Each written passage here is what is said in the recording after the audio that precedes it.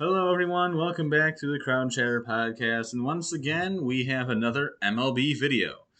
In this video, we'll be reviewing the National League. Already did the American League. I took an hour to actually wake up a little bit more before I did this video. So there has been a couple more trades. I'll have to, of course, the deadline ends tomorrow at 6 p.m. So I'll be doing a review of the MLB trade deadline come on Thursday. If I have time on Thursday, I'll get a video in on Thursday. Don't know if I'll be in here, if I'll be out in the kitchen or something or whatever. I don't know. But I'll be doing a video over all the trades that have happened during this trade deadline, reviewing them, grading them. You'll see that video when it does come. But here we go. National League, we go to the NL East. The first team that we have is the New York Mets, sitting at 64-37. They're having another really good season. They've won six straight now. This team is playing very well. For this team, I'm really this New York Met team is playing very well. They actually made a trade recently for a Pittsburgh Pirate hitter in Daniel Vogelbach, as he has now become the New York Mets DH, and honestly, he's pretty good as a DH for them. So, very interested by the Mets in that trade. They didn't really give up much, of course, but the New York Mets are a good team. They have good players. Obviously, their pitching is really what's impressive. I mean, you have a group of two of Max Scherzer and Jake DeGrom, of which DeGrom has not played yet this year, but his debut is actually supposed to come shortly. So that'll be huge for the New York Mets to have him back. They also, of course, have both Carlos Carrasco and Chris Bassett, along with Taiwan Walker. I mean, this is a team that is loaded in terms of pitching, along with a great closer, of course, and Edwin Diaz. And then you go to the hitting, you have guys like Fernando Lindor. What the heck am I saying? Francisco Lindor, Pete Alonso, Starling Marte. They traded for Tyler Naquin recently. I already mentioned Daniel Vogelbach, Jeff McNeil, Marcana. This team has decent hitting too, but really the source of the heart and soul of this team is in terms of their pitching. Their pitching is very good. And for the Mets, I would not be surprised to see this team make a run in the National League and possibly make some noise over in the playoffs in the National League. I think this is a very good New York Mets team. We'll see what happens this year. Team right below the New York Mets, you have the Atlanta Braves sitting at 62-41, as they're sitting directly behind the New York Mets, only 3 games behind. Of course, the Atlanta Braves are more than leading the wild card at 6.5 games ahead of everybody else. But this Atlanta team is, of course, the defending champions of the World Series, not winning their division, but this team is very much in the wild card and has a pretty comfortable cushion. I mean, their cushion is really the distance between them and the Philadelphia Phillies.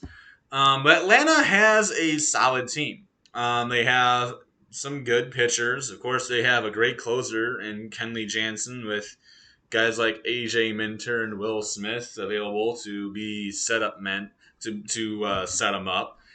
And Atlanta has some nice hitting in terms of Ronald Acuna and this is a team that definitely has talent. And so for Atlanta, do I think they can run it back? Absolutely, I could. I could see them running it back and possibly winning it again. But they're going to have to pass the Mets first. I mean, the Mets are going to be their biggest problem. And Atlanta's got a good team. But in terms of really, trying to pass the New York Mets, it's going to be hard to really put up runs on that pitching staff. It's going to be really hard. When you got Bassett, when you have Bassett, Scherzer, and DeGrom all going into playoffs, good luck. Next team here, we have the Philadelphia Phillies at 55 and 47. 9.5 games behind the New York Mets. This is another team that actually fired their general manager during the regular season. Only 3 teams have this year, being the Phillies, the Angels, and then the Toronto Blue Jays are the most recent one. The Philadelphia Phillies really, since firing their general manager, have been significantly better. I mean, they were below 500 when their GM got fired, and now since that point, the Phillies have gone into the wild card. I mean, they're a wild card team right now. That's how good Philadelphia has been really lately now. So, very impressed by Philly as they completely kind of turned it around. Of course, their pitching staff is headlined by Aaron Nola, and they have some nice hitters in terms of Kyle Schwarber, who, I mean, he only hits for power, but it's Kyle Schwarber. And then you got, I believe, Nick Castellanos is a Philly as well, Gene Segura. So they got some decent pieces and parts. So we'll see if they can find their way into the playoffs. But I certainly think that it is entirely possible that Philadelphia finds itself making it all the way into the postseason. As much as making they've won their last 5 games. As much as making an actual, I can't come up with a word of it. With that, as far as making some noise in the playoffs, I'm not really sure about that.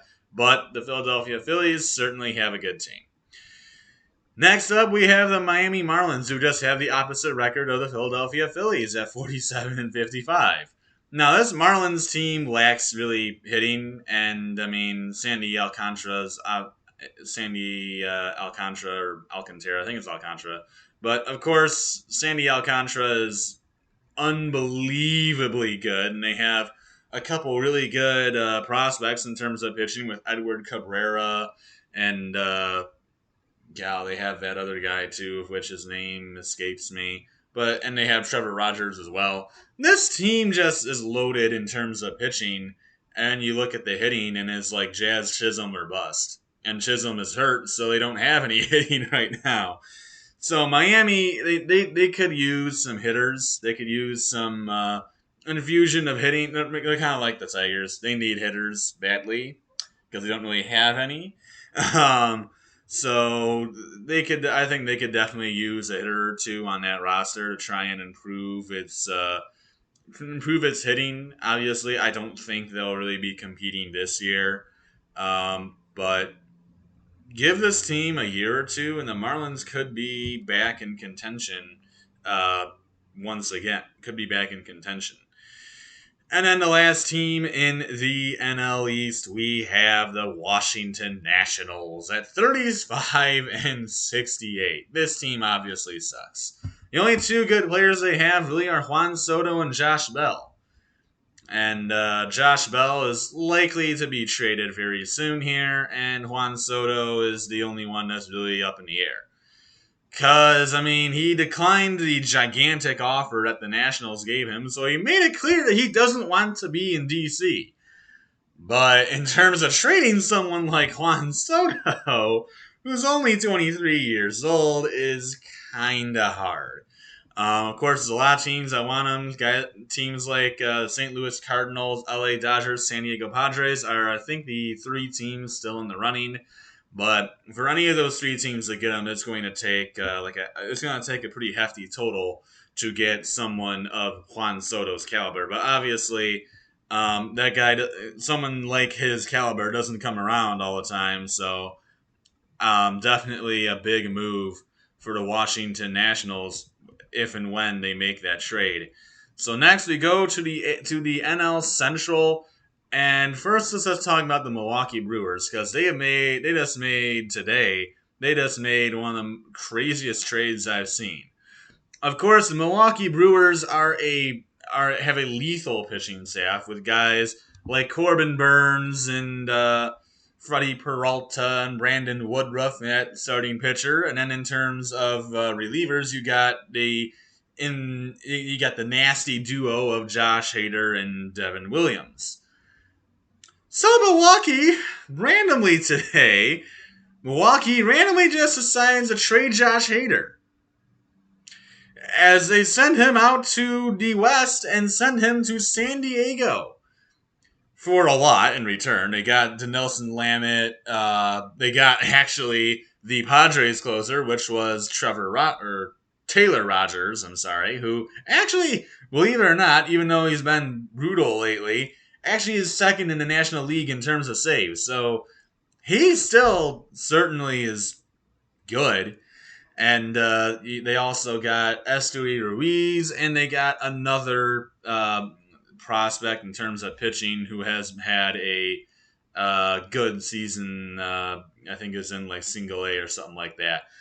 So they got a lot in return, but to trade away someone like Josh Hader, who I get it, he is having a career worst ERA right now. But if you really look at his stats, he's only had two really, really bad games. He gave up four runs in one game, and then 6 runs in another. And then you look at the other games, he hasn't really gotten shelled other than those 2 games. And likely his ERA would still be like 1.8, maybe 2 something. It would not be high, but of course it's like at 4.3 because he gave up like 10 runs in 2 appearances. So I think that ERA is a bit doesn't. I think that ERA doesn't really reflect the kind of season he's had because he's had 2 bad outings, and other than that, he has not really like been awful. He's been more of himself pretty much. But those 2 outings really were what killed his season, and kind of gives a bad notation of really what his season has been this year. But really surprised by that trade by the Brewers, because I mean that is their closer. I mean he's been the closer. He's been incredible for them, and then they just sent him away, even though he's having like a good year. He's like I said, he had 2 bad outings, of where he got shelled twice in a row, and since that he's been fine. So I don't understand this trade by the Brewers. And I mean, they get Taylor Rogers. Well, if you're going to trade someone like Josh Hader, you better get a hitter. Because, I mean, if you're going to do that, you better have gotten somebody that was MLB ready in terms of hitting. But they didn't do that. They got Esteury Ruiz, which I don't know, they might throw him in the lineup somewhere. But I don't understand that trade by Milwaukee. It doesn't make a lot of sense. For San Diego, I obviously get it. I mean, Taylor Rogers was struggling as a closer and was not playing well, and you're offered a guy like Josh Hader, who's the best closer in baseball. You're offered him to you're offered the best closer in Major League Baseball for some good prospects, none of which are what you're trying to use in your pursuit of Juan Soto. Yeah, I would do the same thing. I'd say, click, I'm taking that. But for the Brewers, this team is good. I mean, they have some solid hitters, guys like Willie Adames, and Christian Yelich has actually been having a resurgent kind of season. I mean, he's hitting almost 260. He hasn't hit a lot of homers. He only has 8, but he's stolen like 14, 15 bases. So he's starting to look more like himself, which is probably a comforting sign for the Milwaukee Brewers, who traded for him from the Marlins a couple years ago and saw him be MVP in 2019. So they're, was it 2018 or 2019? Can't remember which year. But obviously, this is going to make Brewer fans happy to see Yelich looking more like Yelich again. Willie Adames just smashing homers constantly. You got Colton Wong and Rowdy Tellez. So they have some decent hitters. And they are lacking, of course, Freddie Peralta. He might be out for the season, but we'll see what happens. But this is a good Milwaukee team. And if they're fully healthy, definitely will be devastating. And of course, they still have Devin Williams, but I can't get on board with the Josh Hader trade. You had the best duo in all of Major League Baseball. And instead, you decide to trade away the best closer in Major League Baseball for a guy who, yes, has 28 saves and is second in the National League, but has also struggled lately and twice got shelled by the Tigers. And I even watched one of those games. So that was awesome to see. Yeah, we got a walk-off on Wednesday. I was at that game. That was a lot of fun. But I can't get on board with that Milwaukee trade, but the team overall still in the lead of the Central, 3 games ahead of the St. Louis Cardinals, of which is next. The St. Louis Cardinals at 54 and 48. These are the only 2 good teams from this entire division. Everybody else sucks. But the Cardinals are, of course, also looking to go and get Juan Soto. I mean, who wouldn't? But the St. Louis Cardinals, they have they have some young players of which they could use in a trade for Juan Soto. But there's one issue. This St. Louis team is incredibly old. I mean, you got guys like Adam Wainwright, Albert Pujols, and Yadier Molina, all of which are like on the brink of retiring. So you're gonna lose those guys. You're gonna lose some free agents. So the Cardinals are very cautious to trade away anybody that they have because they know. Well, once like the entirety of our team retires, we're gonna need all the young guys to step up. So I mean, for St. Louis, it's a interesting situation because you definitely want to try and get into the playoffs, but you don't want to sell away your entire future and have nothing left once you get Juan Soto. So I would be surprised to see the Cardinals really make a trade. I mean, I know they say that like yeah the Cardinals are in the running, but they ain't making a trade for him. It would require selling their future, which I don't think they would end up doing. Next, we have the Chicago Cubs at 41 and 60. As of right now, the Chicago Cubs still have not traded Wilson Contreras. So it'll be interesting to see where the Cubs catcher goes. It's likely that he's not going to be sticking around in Chicago. I highly doubt that he'll still be in Chicago by the trade deadline. I think the Cubs would look to get anything and everything that they can out of Wilson Contreras. But that's a fantastic catcher, and they also are trying to trade away Ian Happ. So we'll see what the Cubs do with Ian Happ. But the Cubs are not good. And I mean that's obvious. I mean this is not a good team. They were actually 9-1 in their last 10 just 2 games ago, but this is still not a good Cubs team. And they already tore it down last year and they traded away Craig Kimbrell, Javi Baez, Anthony Rizzo, and Chris Bryant. Yeah, they traded away all 4 of those guys in 1 year. It's crazy to think about. But the Cubs just are not good. They're obviously trying to rebuild, and Wilson Contreras, Ian Happ are pretty much like the only 2 people left on the team that are any good. So they'll probably trade away those guys and get more prospects for them.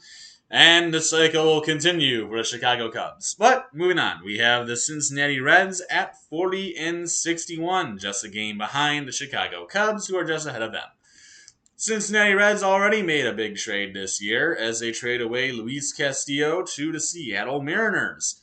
Gain quite a few prospects in return, one of which is the number 12 overall prospect. So yeah, they got a good return for Luis Castillo. But the Reds, once again, this is another team that is not competing. This is not a good team. They don't really have any good players, and they're obviously looking to rebuild. So it is clear what the Reds are looking to do, and that's already what they're beginning to do. So for Cincinnati, once again, it'll be some time before this team competes. Just like the Cubs, there'll be some time before that team competes. But both teams are in the rebuild mode, and we'll see where they are in another couple years. But don't expect much from the Cincinnati Reds. Next, we have the Pittsburgh Pirates at 40 and 62. Another team that is trying to rebuild. And this team's done bad lately. They've actually lost 7 in a row. That's not good. But the Pirates, they don't really have much that they can really trade. I mean, people are interested in Jose Quintana, who is having a kind of resurgent season. And as I said earlier, Daniel Vogelbach already got traded as he went to the New York Mets. But the Pirates don't really have many good players. And, I mean, they've already said that Ryan Reynolds isn't being traded. So, I think it's Ryan Reynolds. I am saying that right? I think I am. But their outfielder, Brian Reynolds, they've already said is not going to be traded, so they don't really have anything that they can get rid of. So, I mean, I think Pittsburgh's kind of stuck where they are, and they're just going to have to deal with the prospects of which they still have. And now we go to the National League, of which we have the LA Dodgers killing it right now at 68 and 33. They have not, and actually, I think they did make one. I think they made two minor trades. But the LA Dodgers are obviously fantastic. I mean, this is a pitching staff. Mind you, the LA Dodgers are doing this without Walker Buehler. Buehler's not supposed to be back until like early September at best. I don't even know if he'll be back at like early September, but they're doing this without Walker Buehler. I mean, they have Clayton Kershaw, who obviously is really good, and then there's guys like like Tyler Anderson and Tony Goslin. Those are not good pitchers, but somehow they're having great years. So the Dodgers have really been very good, and of course they traded for Craig Kimbrell from the Chicago White Sox, giving them AJ Pollock. So there's their closer. He's not had a great season, but the Dodgers are a fantastic team with a fantastic offense, with a fantastic pitching staff, and it seems incredibly likely that the Dodgers are probably going to go to the World Series, and it'll probably be them and the Yankees, which I'll hate, but it seems to be going in that direction. But we will see what happens in the end. The team right below them is San Diego Padres at 57 and 46 as they just came out of an ugly series with the Tigers. Yeah, I can't believe that we even won two of those games. But the Padres made a huge splash, as I just said earlier, as they got Josh Hader, the best closer in baseball. They just plucked from the Brewers and gave away their closer, who hasn't really played that well. Well, even they took out of the closing role because he was that bad. But the Padres team, I think it could use another hitter. I mean, because I did watch the Padres when I went to Comerica Park and we got the walk off. That was awesome. But the Padres, what they really need is another hitter. And I think this is the perfect spot for Juan Soto. Because the Padres will get back Fernando Tatis, which will be a huge addition to their already good offense. So you get not Josh Hader. You get Fernando Tatis back. You pair him with Manny Machado. You also have Eric Hosmer, who's having a more of resurgent type season. So that's definitely something to look at. And then you have also, of course, you throw in Juan Soto, and you have yourself a good group of like four hitters there. So, for San Diego, this is a team that, I mean, they kind of lacks like great hitting outside of like outside of like their middle guys. I mean, they do have Luke Voit, but Luke Voit, A, gets hurt a ton, and B, he's overrated. He ain't that special.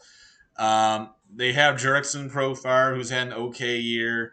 But other than that, they kind of lack overall. I would say overall they could use another hitter, and I think Juan Soto fits in for this team incredibly well. And of course San Diego already has a good pitching staff. They got guys like Mike Clevinger. Of course, Joe Musgrove has been awesome for them. Yu Darvish has been good. And they even have, I mean, they'll probably lose some of their younger players, but they have a good three right there of Darvish, Clevinger, and Musgrove. So, I mean, that's really all you need to be in the playoffs. That's all you're really going to need. You're going to need like three starters and maybe a fourth if someone gets in trouble. But, I mean, this is a good Padres team, and they could easily find themselves in the NL playoffs. I think they're likely to be there unless they completely fall off a cliff like they did last year. Next, we have the San Francisco, almost said 49ers, San Francisco Giants at 500, 51-51. this is a team that had high aspirations going into the year. After last season, just coming out of freaking nowhere and getting like 107 wins. Everyone's like, what in the world is going on here? But the Giants this year have not been the same team. This team, I mean, they signed guys like Carlos Rodon to try and basically to help what was going well last season, and it has not really going according to plan. I mean, the Giants have really struggled, and I mean they've lost some players due to injury, but they also just don't have a young team. And last year, everyone just kind of out of nowhere played incredibly well, and all their players just started being really good. But I mean, this year they haven't really had that. I mean, their players are all kind of being, average. This is not a great the Giants just are not exactly doing what they were last season, having a miraculous kind of season. So therefore, they're not having all that special of a year themselves.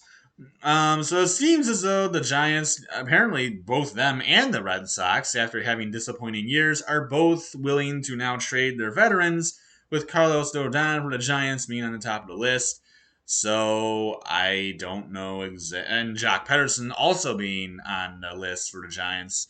So I don't know if they're actually going to make any trades if they want to, or if they want to keep trying to compete. But the Giants are certainly struggling, and unless they want to try and add something, it might be time to. They might have to actually consider trading the veterans of theirs.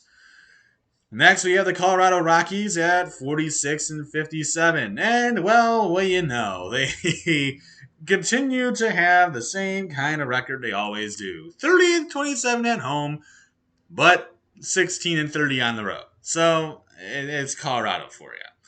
This team is not that special. CJ Cron's had a good year. Jose Iglesias actually has had a good year, surprisingly.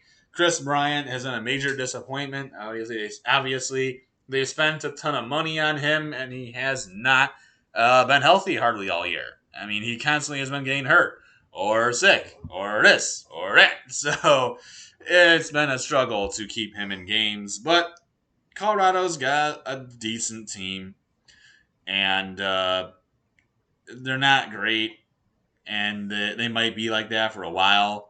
But maybe in a couple years, I don't think they really even have a farm system either. But Colorado, who knows? This team's not great, and they're also in a tough division, so it might be hard to really get this team anywhere. Next, we have the Arizona Diamondbacks. Almost said Cardinals. Arizona Diamondbacks. Why do I want to say that? Oh, maybe because I'm doing the NFL teams next. The Arizona Diamondbacks at 45-56. This is another team that really isn't all that good. I mean, they have Zach Gallen, who's played pretty well. They already traded away David Peralta as they sent him over to the Tampa Bay Rays. But this team, it's not that special. It doesn't really have a lot of great players. Not many that people are actually going to want to trade for. So Arizona, we all knew they weren't going to have a great season. They've been significantly better than last season, but this team's still not good, and it's still going to be some time before Arizona finds himself competing again. So that's all I have for this video. I hope you guys enjoyed it. This probably sound a lot better than my other one because I was like half tired. I was like half dead still, and I did the American League video. But that's it for this video. I'm gonna do some NFL stuff actually next, as I'll be doing that, and there's gonna be a lot of videos uploading today. And then next week we'll continue our NFL series, and hopefully we can get started again on NCAA football. I do want to start that series up again, as it's been a while. So that's all I have for this video. I hope you guys enjoyed it, and until next time, adios, everyone.